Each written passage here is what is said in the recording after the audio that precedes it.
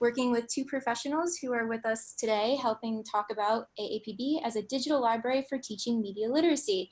So I'm going to have Kathryn and Joshua introduce themselves. Hi, I'm Kathryn Ostrofsky. I'm an historian.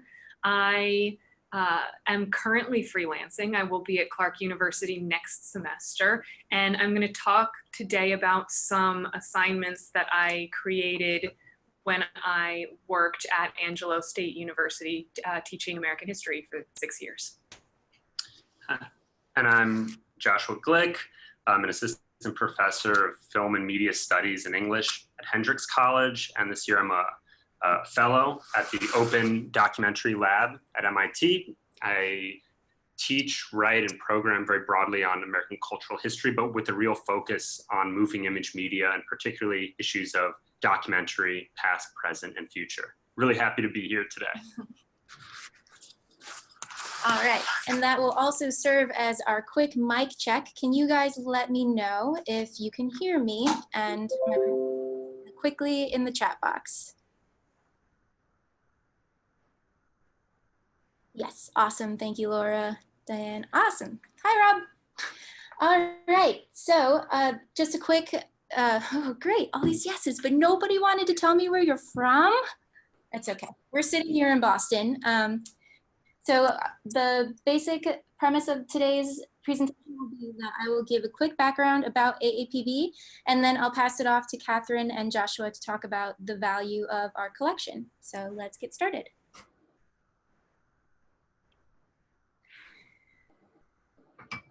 So the AAPB was conceived by the Corporation for Public Broadcasting. In 2011 and 2012, CPB funded an initial inventory project where 120 stations across the country went through their closets and storage units to create a rough inventory of all the tapes held in their possession. This project resulted in 2.5 million records of items held at these stations, and CPB subsequently funded a major digitization project where 40,000 hours of content, or about 68,000 items, were digitized. CPB needed to find a permanent home to preserve the collection and make it available. So in 2013, the Library of Congress and WGBH were awarded co-stewardship of the initiative. So the library at this time ingests and preserves the initial of 40,000 hours. And WGBH created a website, that's americanarchive.org, for public access to the collection. And we together developed policies and plans for growing the archive and sustaining it into the future. In 2015, AAPB launched what we call our online reading room, or the ORR, and that's where folks like you can search our website and see what's streaming online and see the great radio and public broadcasting stations, programs that have been created over the past 70+ years. We've started curating these collections into special collections, which are featured series, or curated exhibits, which we will talk about in more detail later, but these are exhibits by scholars, staff members about specific subjects such as climate change or presidential elections, how these topics have been covered on television stations across the country. To date, the AAPB has digitized over 100,000 historic programs and original materials from stations in almost all of the 50 states. 47,000 programs are available in the ORR, and our most recent announcement is that Sesame Street has donated digital copies of episodes from their entire 50-year collection. We are very excited about this. You can access it on site at the Library of Congress or WGBH only. So just to give you a little bit of image to what I just said, this is where our collections are housed at our Culpeper, Virginia facility at the Library of Congress. And you may be familiar with WGBH and the programs that we create. And we are the engagement part of the collaboration. Overall, we have specific goals for this collection. And most importantly, we want to be a focal point for discoverability. And that's where scholars and educators like yourselves will find our resource of most value, as Kathryn will speak about later in this presentation. So I'm going to go ahead and skip to our reel just to show you what we have preserved over the last couple years and get you excited about what's in our collection. Exactly what is videotape? Well, now, videotape is, it's brown like this. It looks like chocolate, and it's awfully slippery. It is. Yeah. She was a natural, as passionate and funny in this spoof as she was in her TV kitchen. Well, no, I'm editing.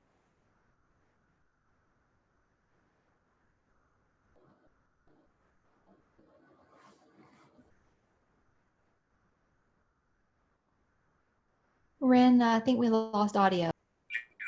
Disappear. It can happen in less than 10 years. At Risk is a part of our collective memory. It's rare, often unique, because public media's mission from the first was ambitious, unprecedented. Good evening. I'm Ed Merle, and this is Channel 13, WNDE. Something rather different. The real function of this station will be to cover the province of all mankind.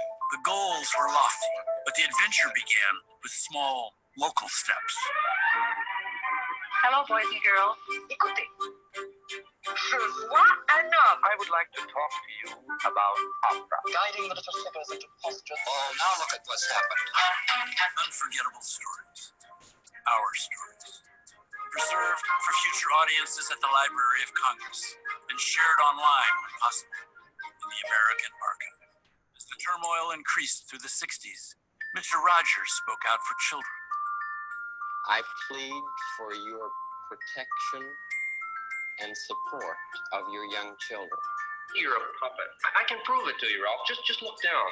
At WITF in Hershey, Pennsylvania, Jim Henson experimented with characters he called Muppets. There's a man down there. Sesame Street created a safe place for kids and parents. Soon became the first interactive program for children. Generations of Americans have grown up with these programs. They shaped how we learned and how we saw ourselves and our future.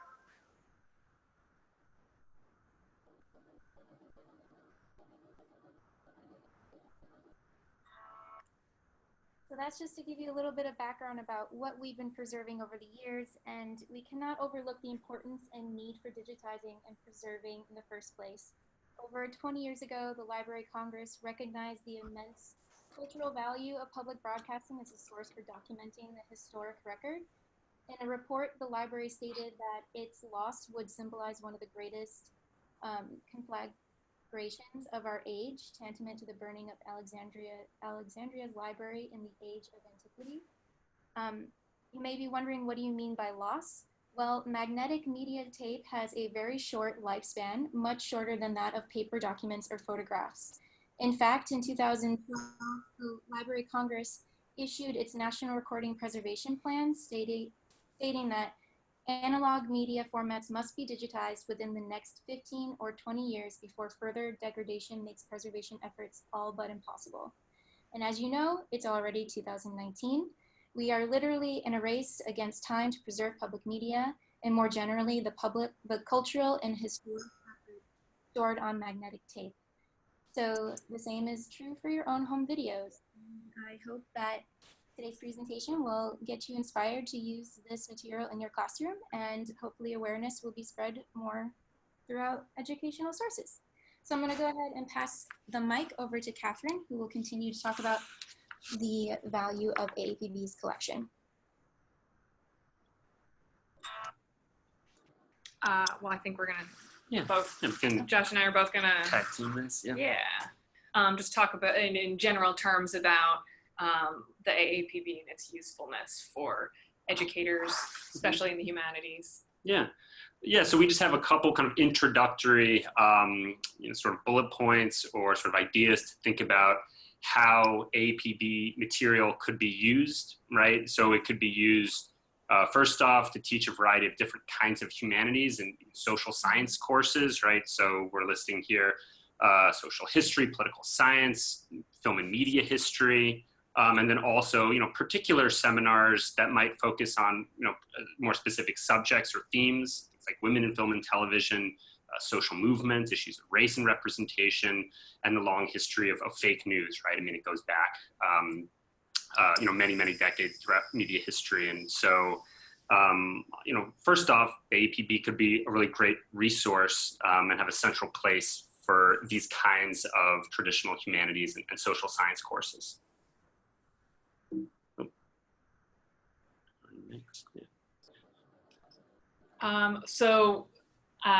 Personally, I'm an historian of media and of sound in American culture, and I use a lot of audio and audiovisual media in my research, and I definitely want to do the same in my teaching.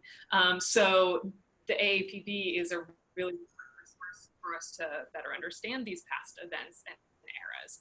They are primary sources that are extremely engaging, and you can really go down a rabbit hole and spend hours listening to these and watching them. And it really does help give you a sense of the history and the feel of the time period. Yeah, I roasted some cauliflower, cabbage, and fennel last night. Hi everyone, I'm just gonna send a quick reminder. If you do not already, could you please mute your mics? Thank you.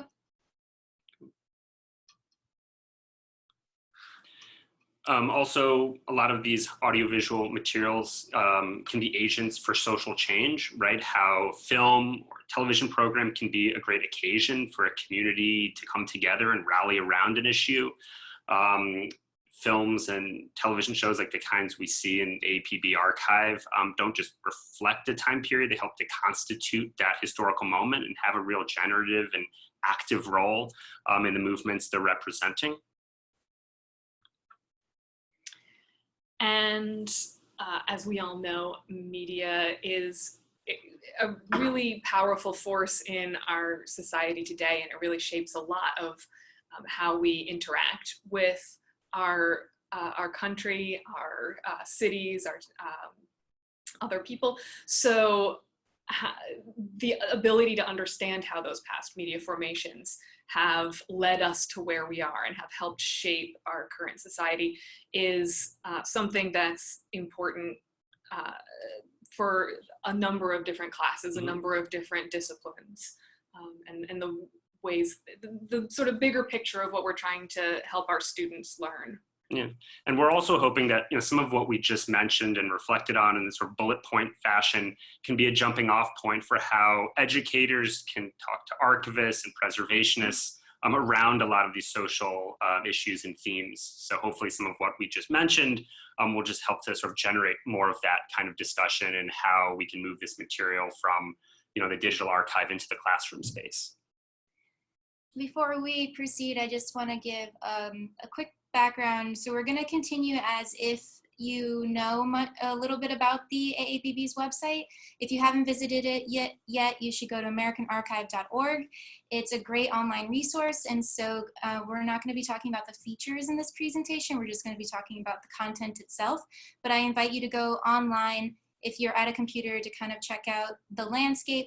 But otherwise, this PowerPoint at the end of it has how to use the features, and I will upload that to our slide share following the presentation. So if you feel like you're lost, don't worry. You can look at the landscape later. We're just going to go through topics and how to apply these collections.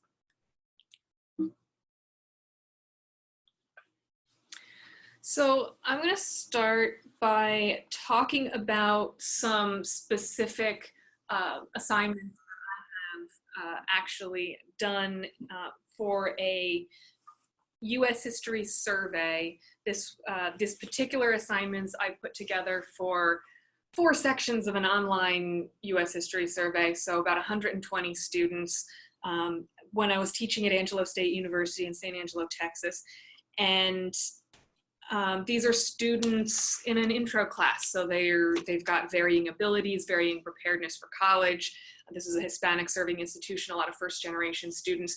And so the 2 assignments that I'm going to talk about are very broad and broad in scope, but very specific in terms of the way I took short clips and wrote some questions about them to get students thinking about these things. I'm thinking of these things in terms of if you're teaching at a place where you have big classes, where you have a wide range of abilities, a lot of times a website like the AAPB can seem intimidating because it's like this, it looks like this big document dump where you just don't have enough time to like go through and find the stuff that is really going to work for your class. And the level of your class and the short amount of time that you have to talk about any given topic within a survey. These are just a couple of examples of how I approached those particular challenges. These pictures of textbooks up here, you might be familiar if you're a historian with these major problem series, with the going to the source, document readers. These are like print versions of what I was trying to do with the video and audio sources on the AAPB. So these textbooks tend to like group a particular like small set of sources together. Like they'll take a whole bunch of newspaper articles about the same event and then have the students learn how you deal with newspaper articles as a source and then apply that to that group of sources. So I was trying to do that essentially with audio and audiovisual sources, which obviously these textbooks can't do, and which AAPB can help us with, help us get a lot of these audio and AV sources into our classrooms. Oops, too fast. So the first thing I would do for any assignment using the AAPB was to find some sort of context about how you approach a particular type of source. And a lot of times, sometimes those contexts come in sources outside the AAPB. For this particular assignment on civil defense films, I went to the National Archives of Great Britain and their focus on film page, just to get a sense of, it gives students an introduction of like, how are you going to use film as a primary source? And the way you ask questions of it, and the same types of questions as you ask of any other printed primary source, the author and the procedures and the audience. Then I guided the students through viewing a group of short clips on the same topic. So these are civil defense. They're all from 1951. I found these actually on their website by browsing, by like just saying like, what's going on in 1951, and finding lots of civil defense stuff and finding good clips within that. So, you know, when you go and look at, you know, how to navigate the website, there are, you know, Rena's put together some procedures for searching and browsing. Don't underestimate browsing, especially if you're teaching a history class. So I had them watch Duck and Cover, which is a film for children about how to survive a nuclear attack, and an excerpt from a military training film. And that's what that screenshot at the bottom is. So this is how to survive a nuclear attack, but for an adult audience. And this excerpt from a military training film, I think it's a piece of archival film that was used in a documentary. And the AAPB has a lot of that sort of material, archival films, as well as interview segments, things that eventually went into a documentary, but you can actually access them in little pieces, and, you know, put them together into new assignments, rather than having to go to that documentary and use them the way the documentary wanted you to use them. So anyway, that military training film. The third piece that I had them watch, or listen to, I'm sorry, was a radio program from WNYC, which has had civil defense officers explaining to parents how they could keep their children safe. So we have two different things going on here. We've got some adult audience, some child audiences, some film, and some radio, but all about civil defense. So this gives you a lot of different ways to approach not just the topic of civil defense, but then also how do you deal with these sources?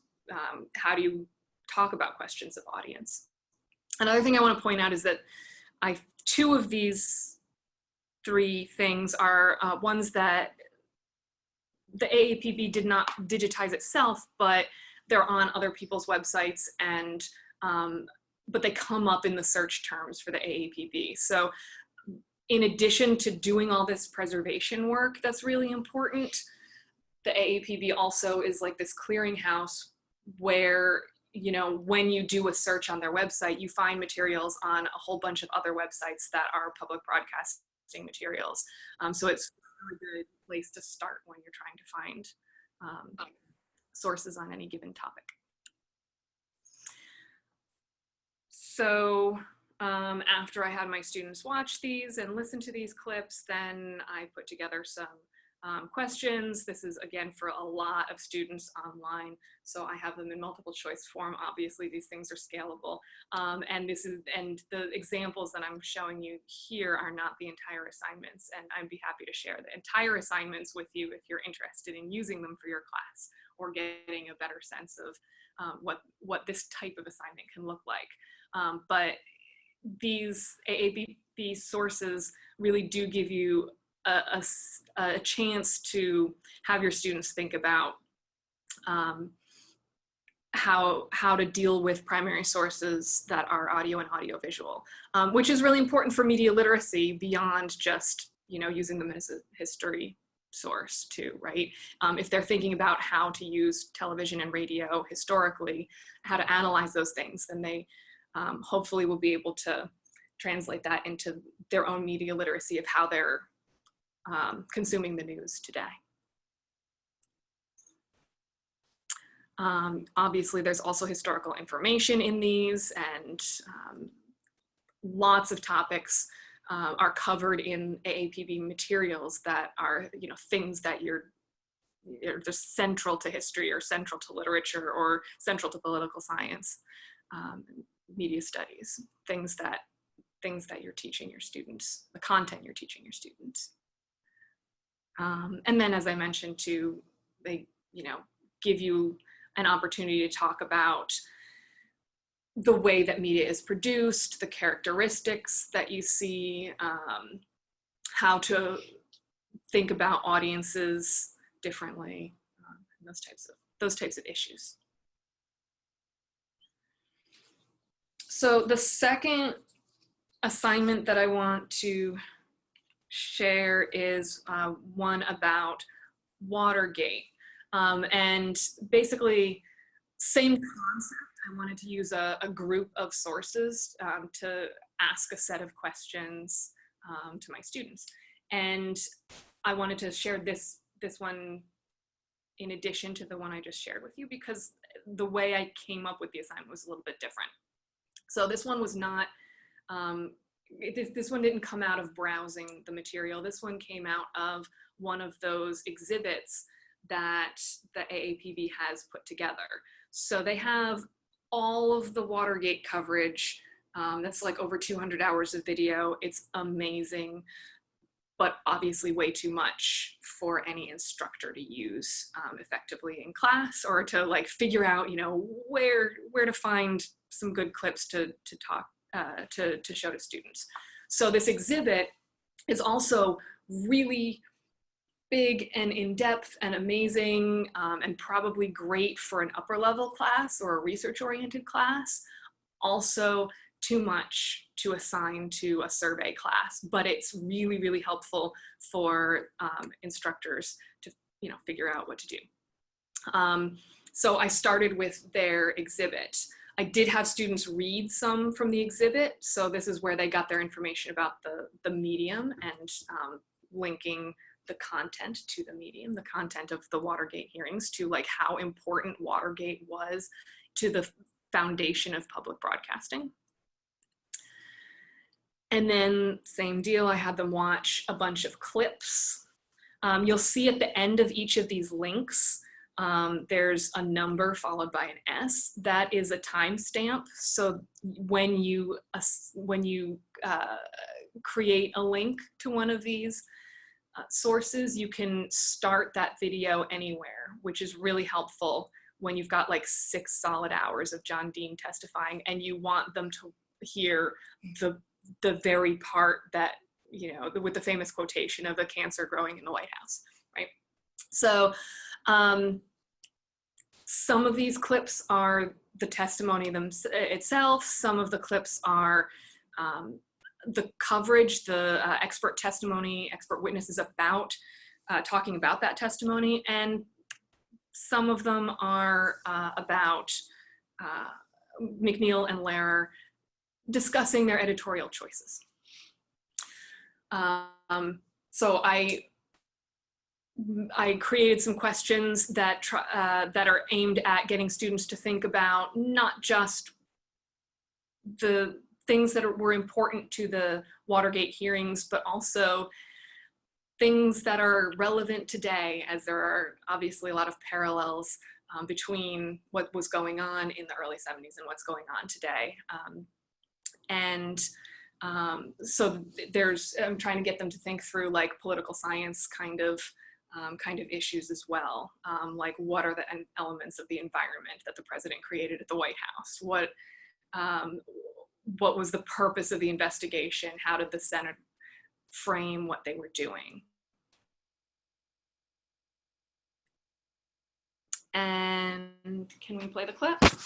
We'll play a little clip, one of the excerpts that gives you a really good sense of what of the potential of some of these sources to help students understand not just the content, but also like how media was produced and how they can think about media. So this is a clip about 3 minutes long from after one of the days of John Dean's testimony. And Jim Lehrer is sort of trying to understand what he's just been watching all day. Yes, what are your thoughts at this time, other than being tired after 5 days? Well, I agree with David. Here was an amazing situation. The former counsel to the President of the United States was charging the President of the United States with being engaged in criminal activities. And yet for 5 days, we sat and we listened to repetition, to sloppy cross-examination. And you know, there were long stretches during those 5 days when I was just bored out of my mind. I had to concentrate just as hard as I could to be listening and to pay attention to what was being said. And I think part of my problem, and I'm lecturing myself, and maybe some other people share this, is that I was expecting entertainment. Politics as entertainment has a long history in this country, but we don't expect to be entertained by a vote in Congress, and we don't expect to be entertained by a Supreme Court decision. And I think that we're involved here, as we will be when the Urban Committee goes back into action, in the most serious business. And we just must force ourselves to consider it in that light and just not merely as another form of entertainment. All right, gentlemen, thank you very much. I think what struck me in that same regard was that so many of the senators, when faced with these incredible charges against the President of the United States, were prepared to go off into all kinds of side alleys and things and forget the central issue that was before them, almost as though they had lost sight of its importance. I agree, Robin. Senators Ervin, Baker, and Weicker also read a little history, as you know, into the record today in a not too subtle try at telling President Nixon that they would like to hear his side of the John Dean story. Well, that immediate problem aside, the raising of history made me wonder how John Wesley Dean III is going to make out in the history books of the future. Right now, the options are many, and you know them as well as I. He could get a major write-up as the valiant young man whose startling accusations led to the resignation or the impeachment of Richard Nixon as the 37th President of the United States. Or he could get just an average-sized paragraph as the talkative young man who made some charges against the President concerning some scandal called Watergate, charges that were never really proved nor disproved, but had a crippling effect on the remaining 3 years of the Richard Nixon presidency. Or he could get a slightly shorter mention as the despicable young man who told vicious lies about President Nixon in order to avert blame for his own serious criminal acts. The lies were exposed as such, and Dean served many, many years in a federal prison. And there's one other option, of course, that John Dean won't get a line. Not a word about what he did these last 5 days before the Urban Committee and the rest of us, the American people, in this summer of 1973. Well, I'm not about to offer an opinion at this point in time as to which of the options will eventually be the case, but I'm not reluctant to predict that the last possibility, no mention at all, seems very unlikely. So this is a good opportunity. If you're not familiar with our platform, real quick, this is streaming online, and you can go 10 seconds back, 10 seconds forward. There's transcripts. You can do specific word searches here, and there's just a bit of metadata below. So just a quick background about what AAPB looks like. And that was a clip that obviously started well into that video. So as far as the content of that clip, I don't think I need to point out the parallels, but also the thing that struck me about that particular statement by the expert and then by Jim Lehrer is that they're trying to process what they're seeing in the media in the same way that the students are trying to process what they're seeing as historical sources, and probably process what they are seeing of present day congressional hearings and the coverage of those today. So I followed that clip up, for example, with questions, asking them to weigh in on their own experiences of watching the clips of the testimony. Did they have the same reactions as the experts? What does this say about the pros and cons of this type of coverage and the expectations of the audience and how news gets framed? And then I had them go back to their textbooks and see how John Dean did come out in their textbooks. So this is what I'm talking about with like the possibilities of like using these media sources as both primary sources and as opportunities to get students thinking about their own media literacy skills. So I think, is there one more slide? Yeah, and this we can also send you or talk about later, but those were 2 assignments that I had time to do. I found all these other topics and sources, and I just didn't have enough time to create assignments for them for that, 1 semester class. But this gives you a sense of like the amazing possibilities to use these materials in a survey class. Over to you, Josh. Kathryn. Cool. I just want to comment, if you want to let us know what your interests are or what you do teach, let us know in the chat. We do hope to have discussion at the end, but it's good to know what your interests are as we continue our presentation, because we might have some suggestions for you. All right, go for it, Josh. Great. Thanks so much, Bryn and Kathryn. And I'm going to be talking a little bit about examining local history right now and doing local history. And I'm going to be focusing on the program Say Brother, a Black public affairs program produced in Boston, GBH in the late 1960s, and it's had a robust life in the decades that followed. But hopefully some of what I'll mention will help people think about just different ways of doing local history through local media, right? So Say Brother serves as a kind of case study that sort of models the kinds of questions we might ask, the kinds of discussions you might have in your classrooms for how to think about local history and the connections between what's happening on the ground, right? In a particular city, town, or neighborhood, and then what's also happening across the country. So one of the things I also want to mention is, we don't just look at the particular film or the particular episode or series on its own or in isolation. We also look sort of contextually, bringing in different texts, documents, primary documents to help think about the sort of background of that series, of that television show, to help us understand local history in a broader kind of social context. So I provided here a couple texts to teach with. Texts focus on the intersection of public broadcasting, Black Power movement, and the minority rights struggles of the late 1960s.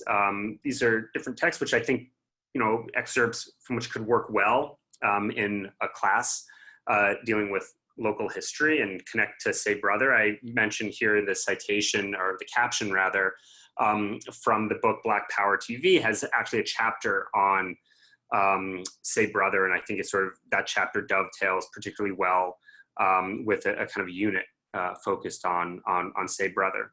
I should say, and I probably should have said this at the beginning, this unit could work well within a kind of media history class, a class on the history of film and television, a class on, Boston area history, to speak to the local focus. So, it can work well in different kinds of classes, but ideally a class where there's, a good amount of discussion, right? Where the idea is that it's going to be students reacting and bringing in their own thoughts. They're going to be doing their own research, but rather than a kind of lecture format, it's going to work well in a kind of seminar situation where we're going to be assigning these texts for them to read on their own. That's going to be informing the analysis of the television episode or series. So in addition to those texts, there's some other books and chapters that could also work well with the unit on local history and the show Say Brother. So books focused on sort of minority liberation movements in Boston, the Black Power movement in Boston, as well as the Black Power movement both nationally and transnationally in the late 1960s. And I just wanted to provide a couple of examples. There's definitely many more, and I'd be happy to speak with people in terms of how they're thinking of bringing this kind of media into their class and what texts might pair well with Say Brother. So before watching the program itself, and by program itself, not the entire series of episodes, but I think it would work well to show, one particular episode from Say Brother, and to really drill down on what we can learn from, one particular episode. And then, you can go from there with perhaps a kind of long form assignment to see, multiple episodes and the connections between them. But I think, one episode works well. And when I say around the screen, working around the screen, hopefully these texts will be assigned, ahead of them actually viewing the film. So they're looking at the episode with thoughts of, its production history, what were the factors and forces that gave rise to the series. So for example, production history of Say Brother was created after the assassination of Martin Luther King. There was a real energy, a real drive to have programming produced by the Black community for the Black community. It was a real shift in media culture around the country, but also for public broadcasting and touched down locally in Boston, right? So a lot of that info is included in these articles. They're coming to the watching of that show itself with some knowledge of this historical context. And the ways in which Say Brother was imagined as both a local program that was distinct and then also differed from a lot of other public media programs at the time and national network news at the time, in terms of the people of color that were responsible for creating the show, in terms of the minority issues that it focused on, right? This was quite different from sort of run-of-the-mill network news and even a lot of PBS programs at the time. And this is something then that they're thinking about when they're looking closely at the show itself. And there's different ways in terms of, assigning viewing of episodes and of television and of film. They can do it, on their own as homework. I recommend watching it together. It's a collective experience. It's also a good way to sort of monitor to make sure people aren't on their phones and things like that during the viewing. But hopefully they're coming to that viewing experience having done some of the background reading, so then they can drill down on the show itself. Here's some quick kind of bullet points about how to access the material, some info about the episode that I've selected. One of the early ones that the AAPB archive has. It's on Black Power on university campuses, so really dealing with a lot of the unrest in higher education at the time and the role of Black students in creating change on campuses like Brandeis, BU, Tufts, Harvard, and elsewhere. And we want them to think about in terms of some guiding questions for how they're going to look at this episode, right? What they're going to be watching for and listening for. We want them to think, first, whether they can or how they can just register what is happening over the course of this hour-long episode, right? Where does the show take place? Who and what is featured over the course of the episode? What kind of audio visual materials are we hearing and seeing, right? And sort of cataloging this, describing this, right? So we see a lot of archival footage of the protest and the takeover of Fort Hall at Brandeis. We're also seeing a kind of in-studio session with Henry Hampton and others. We have a lot of on-location sound, right? We have some archival material. So the kind of close reading, close listening, that's just slowing down the whole process of engagement with this kind of audiovisual material. And that's the kind of first thing we want to encourage, and encouraging them and what to take notes about. And then in terms of questions to really frame the discussion, the in-class discussion, I'm going to present a couple slides that really speak to the kinds of productive conversations that you might have. So first is, just focusing on a particular clip, right? The beginning of the episode itself, there's a theme song, sort of some themed images. And we want to ask, how this theme song is really orienting viewers to the show itself, right? It's almost like a trailer for the film. It creates a kind of horizon of expectation for what is to come, and encouraging them to, again, sort of listen closely and watch closely at what they're seeing and hearing. And we'll just watch a little bit of this theme song in the beginning of the program, just to give you a sense of both that clip, but also really what the show is about. I think there's usually a couple seconds before the theme song plays, but we'll get there. The black people's problem is no longer hungry bodies, but hungry minds.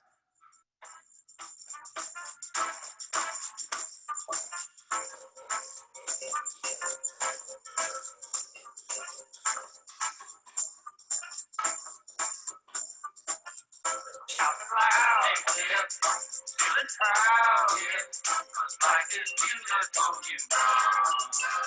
Say bye, say bye. Time to ride along, like how is what we're talking about. Say bye, say bye. Black man sing a song, songs for loud and long, 'cause freedom's beautiful, you know. Say bye, say bye. Looking out of sight. All right, so just a couple moments of that theme song. So yeah, there's a profound attempt to orient viewers to the series, really to the show that's about to start, right? What are we hearing? What are we seeing? We see some images, some clips from the program itself that we're going to watch. We see a lot of black faces, black voices. It's a song performed by the crowd, really a kind of emphatic call to action. And also, to look and listen at these pressing issues, the song of pride, a song of political urgency, right? So these are, the kinds of animating phrases and ways of thinking about the program that might inform a kind of mini discussion about just that theme song. That would then sort of be a gateway into thinking about the issues and questions that the show itself is raising, right? So a couple questions for close analysis. Right, so the African-American student organizations that we see at Brandeis, what are they protesting? What are their demands? How does the administration respond, right? The sort of narrative arc, of the program, sort of getting them to think about the call for more faculty of color, to have students of color having a greater say in the humanities and social science curriculum at these universities. This is something we see from a lot of that on-location footage at the beginning of the show that's really shot on location at Brandeis. And then we sort of shift to a panel discussion, right, moderated by Henry Hampton, where we hear different students speaking, coming from different institutions in the Boston area. And we want students in your classes to think about, what are the different perspectives we're hearing, right? There is a sense of community and shared concern, but not everybody feels the same way about a path forward in terms of how these institutions should change. What should the channels of dialogue be between students and the administration? And these were questions of vibrant debate, right? Not necessarily of consensus at the time. And this is something that's evident from the panel discussion in the episode. And then some other questions for close analysis. How does the show itself, right, the episode, I mean, it both kind of provides a stage for different people to offer perspectives, but the show itself takes a kind of position in how it's edited, how it's framed, right? Encouraging viewers of Say Brother to see the urgency of student protests, right? To see that things need to change and why they need to change. And then also how the program itself and really the series, I think this is one of the really great things that the series does, it encourages viewers to understand these struggles, the civil rights movement, which gave way to the Black Power movement, as being intensely local and locally felt at these institutions of higher education, but also resonated across the country, right? So we looked at San Francisco State, we looked at what's happening elsewhere beyond Boston, and those kinds of national issues really surface over the course of this program. And more broadly, this is one of the takeaways for thinking about local history, right? The distinction for how issues can be felt and dealt with on a local level, you know, on the ground with community groups, with local stakeholders, but how they often resonate beyond that local site to issues around the country and even beyond the US, right? So these are things to discuss another set of, or another sort of close analysis question for how we look at this episode. And then sort of taking the discussion beyond, you know, the episode itself. The episode is informed by the readings I mentioned at the beginning for a reception study, right? I know different schools have different access to things like ProQuest and, you know, historical newspapers. Some are open access, but we want students to think about, well, you know, at the time that this show was produced, different journalists, public intellectuals, civic leaders were really weighing in on why this show mattered, what was important about it, what could be strengthened about it, what were some controversies involved with the initial rollout of the series. And so this is something that students can do as, you know, as homework assignments, as research that they can do on their own and then bring back into the classroom. So I just have some quick frame grabs right up here for different kinds of newspapers that are reporting on, say, the release of the show or the initial premiere of the show, how different journalists were responding, some initial controversies associated with the show, right? It was sort of briefly canceled. It was then put back on air. It was a subject of intense controversy and debate in its early years. And then also shifted, right, to a more kind of multicultural focus in the 70s. It even changed names at a certain point. And this kind of thing can all be discovered through this kind of reception research. So students understand that shows and series aren't necessarily static, right? They change over time depending on sort of national issues that shape policy and shape programming, as well as you know, who's contributing to that show. And then also just the point on comparative analysis, right? Thinking about national network news programming at the time, who was part of those shows and what they covered versus something like Say Brother, right? So the Huntley-Brinkley Report versus something like Black Journal from WNET, a national Black public affairs program, or something like Storefront, a lesser known but a really compelling program out at KCET in Los Angeles, a series broadcast from Watts, focusing on Black public affairs in South Central LA. And then lastly, additional topics for discussion, right? How are the issues raised on this particular episode of Say Brother, how are they relevant to today? This is a time of intense transition and debate within higher education, certainly in the Boston area, but also around the country. And it also involves stakeholders beyond, say, the administration, the students, teachers, you know, are also an essential and sort of critical part of a lot of these debates in terms of present and future directions for higher education. And then also getting the students to think about, does this programming or style of programming that we see in Say Brother, how does it resonate with the kinds of media and news outlets they consume today, and how is it different, right? Sort of taking it to a contemporary moment, and one that allows the students to reflect on their own habits and practices of media consumption and engagement. And I guess one more thing, one more possible way to use the AAPB in class is what Josh and I are each doing, hopefully next semester, in creating a whole full class project for the semester around actually trying to contribute something to the AAPB and to their website, and try to work through a whole like research-oriented set of materials and come up with a guide for other classes to use, or a guide for researchers to use that will be on the website. That's our goal.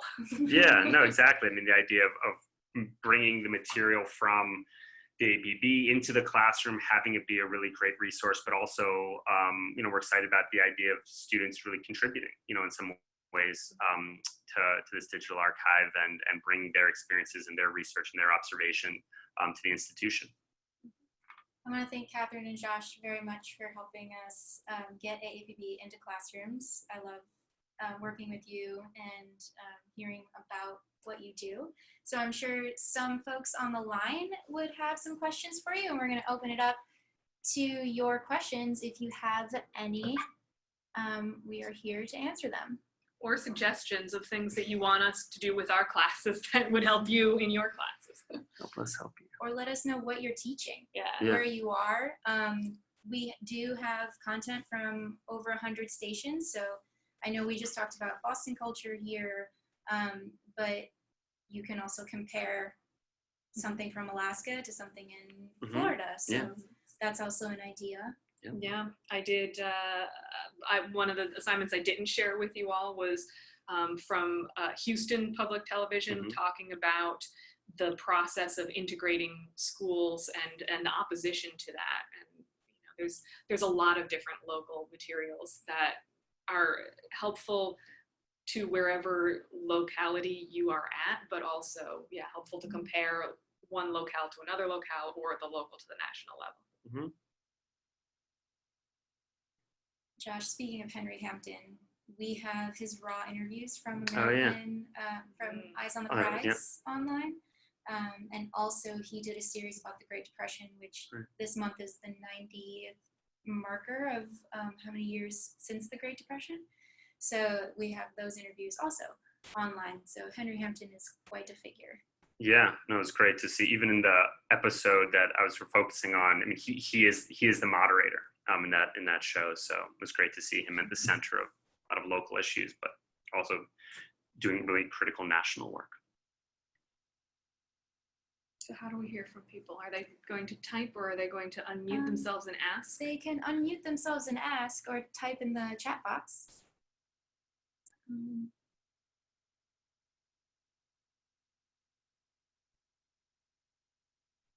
I'd like to know what folks are teaching. Since I just know so much about the archive, I'd love to share it.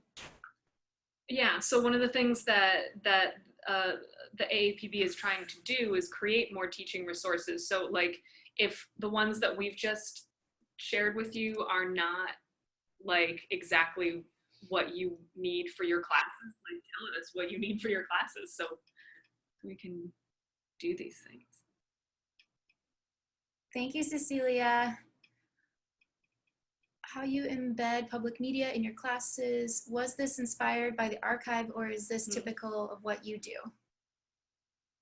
Well, I do study media, so I always want to bring these kinds of things in, but it's really, really, really hard to do that, I find. So like, this was my, like the existence of the archive is sort of my first sort of entrance into actually being able to figure out how to get this stuff really into the classroom in a way that's more interesting than we're just going to watch a documentary instead of read a book, read a textbook, right? Like how to get these things in as primary sources. So I guess it's a little of both. Yeah, I mean, a little of both for me as well. I mean, I teach about the history of moving image media, film, television, also things like radio. But I'm always looking for new sort of ways to frame, social history and the kinds of media that were really shaping it. I mean, the AAPB is such a great archive because of how accessible the material is. I mean, we're at a point, in higher education these days where, local libraries at schools are in transition in terms of what they can acquire, how people can access it, how in the classroom you can bring stuff in. So the AAPB, I mean, just had a really great archive of materials, but it also sort of pointed to very particular things in American social and political history, right? And a lot of our students, I'm just reading some of these other things.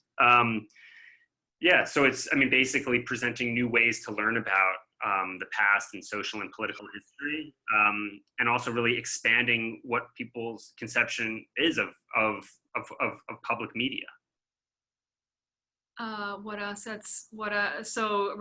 Cecilia, your question about what assets from the perspective of the station we would find useful in the classroom. Anything that could, I don't know. I don't even know. What's the question? A lot of, so what's from the perspective of the station, what assets you might find useful? Let's have a longer discussion about that, because pretty much. It's actually less the content and more like, can I find it? Can I find it? Is it tagged well enough so that it comes up when I search for something that I'm teaching about already, right? Like if I'm teaching about whether it's a historical event or whether it's a trend or a theme, I'm always looking for ways to bring in audio and audiovisual media, because students learn in different ways, and students have varying abilities, even at the college level, to understand reading material. So for a number of pedagogical reasons, I want content that is audiovisual, that links to anything and everything that I would ever use in a history class. And the more that's out there that we can find, the more we will use it.